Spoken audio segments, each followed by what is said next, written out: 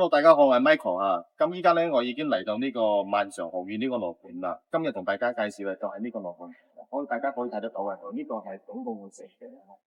好啦，咁而家咧，我企喺呢個位置咧，就係惠陽最中心嘅一個區域啊。佢呢條大道係叫做金匯大道。咁金匯大道佢係通往惠陽中心同埋深圳14號線嘅一條最重要一段主幹。咁我身下呢度咧有一個最高嘅一座樓叫做一丈山。咁啊樓下咧有天虹商場啦，同埋咧三寶醫院啦，都係呢個區域呢嚟噶吓。咁咧呢個樓下仲有一啲，如果買餸我覺得上方便咧，就樓下仲有一個好大型嘅超市啦。咁呢度仲有好多成熟嘅大型嘅社區，好似對面有一個萬城國際啦，對面嗰度仲有一個九州玉大灣啦。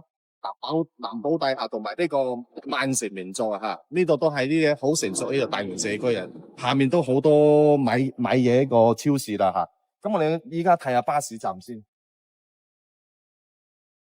咁巴士站度，我依家嚟嘅呢個位置就係巴士站啦。大家可以睇得到呢度好多條線係連接深圳同埋惠陽嘅，行咗5條線。第5號線就係東部公交基地，係直接到。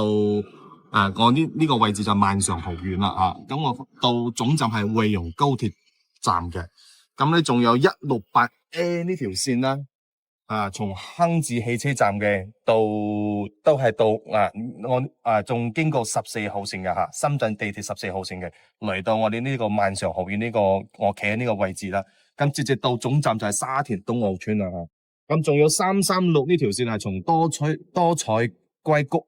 直接到總站係惠陽高鐵站嘅，同埋368呢條線係從惠陽西公交站係直接到去濱海公園嘅，呢條站係去大亞灣嘅吓。咁深惠二線咧，從深圳地鐵14號線嘅沙田站係直接到呢個科技園係到惠陽啊吓。咁呢個新惠二支線咧就係深圳地鐵號線14號線直接到總站係到呢個惠陽一個星河單體嘅呢個社區嘅。咁呢個仲有一個 M425嘅呢條線從沙田地鐵站啦，一直到總站係到惠陽天虹商場，就頭先我講嘅一中心樓下噶吓。咁呢個佢係一個非常之方便嘅呢條路線嘅啦吓。咁我依家事不宜遲，我哋一家園睇下先啦。大家好，我依家已經上嚟呢個屋苑啦吓。咁呢個係萬常學院嘅呢個小區啦。咁大家可以睇得到呢個係用一種歐式嘅一個園林設計風格啦吓。咁我依家咧鏡頭對住嗰個對面嗰度係我哋入嚟呢個大門，佢做得非常之大氣啊吓。咁呢個綠化率佢達到20%嘅。咁依家咧我哋事不宜遲啦，我哋直接去睇下嗰個單位啦。Hello， 大家好，我而家上嚟呢個單位啦吓。咁今日係同大家介紹嘅2房2廳1衛一套房啦。咁呢套房嘅裝修係現代化嘅一個現代風格裝修咁我依家係企喺呢個客廳嘅。咁呢個客廳開間大概3.2米嘅左右啦。咁依家佢放個梳化係一個 L 型嘅一個設計加埋一個茶櫃，同埋對面係一個電視櫃加埋電視嘅啦吓。咁我哋出嚟陽台睇下啦。咁連住陽台呢度咧。對面係另外一棟樓嘅同埋咧呢個視野係非常之廣闊嘅，可以睇到外面嘅其他嘅樓盤啦。側邊有一個叫做騰城里嘅一個樓盤騰城里一個樓盤。咁對面係一個萬城名座嘅一個花園咁呢個地段嘅係好中心嘅。咁我哋睇下其他嘅功能關啦。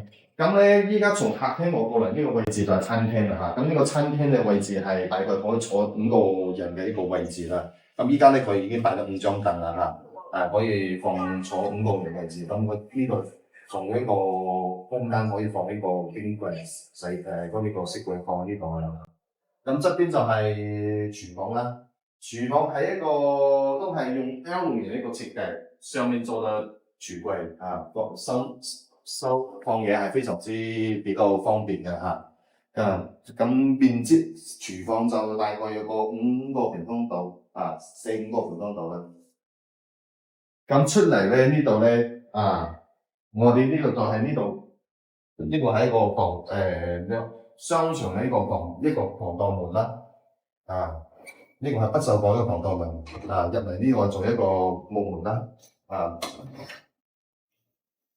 咁我哋睇下房間。咁我哋入嚟呢個係大概一個700個平方度呢個房間啊，佢依家係做咗呢個榻榻米雙層嘅呢個牆啦，嗬，咁係比較收納呢個空間係比較慳位置嘅，啊，咁對面咧係一個仲有一門道嘅呢一個衣櫃，啊，雖然面積唔係好大，但係佢功能關閉佢做嘅利用面積係非常之好嘅。咁到主人房睇下啦嚇，咁呢度就係主人房啦。咁主人房大概有10個平方度，佢依家放一個1米半嘅一個牆，啊，咁呢度仲有一個落地窗，可以睇得到啊花園呢個視野。咁對面咧都可以睇得到對面呢個啲棟樓嘅視野同埋花園嘅呢個綠化。咁對面呢度咧仲做一個一門到頂嘅一個衣櫃啦，啊，咁我哋再去其他地方睇下，好唔該。咁我依家嚟到呢個位置就係洗手間啦嚇，咁個洗手間佢做咗隔斷啦，啊佢呢個位置做咗隔斷嘅，同埋呢度佢做一個擺嘢洗頭水啊、沐浴露啊呢個玄關做下做到呢個可以放呢啲嘢嘅。咁出嚟之後咧，佢呢個就係洗手盆啦嚇，咁佢其實係同一個位置嘅，不過佢做分開咗之後咧。比較好啲，呢個睇落去比較美觀啲啦，好啦，咁我總結下呢套房啦，咁呢套房咧係71平方嘅嚇，佢總價係35萬8千嘅嚇，咁佢首付咧係5萬8千嘅，貸款30萬，月供係1350，咁佢單價係5040。大埋裝修、大埋家電啊嚇，咁大家覺得呢套房咧值唔值咧？可以我下方評論區可以評論一下。咁我呢集就到呢度先啦，拜拜。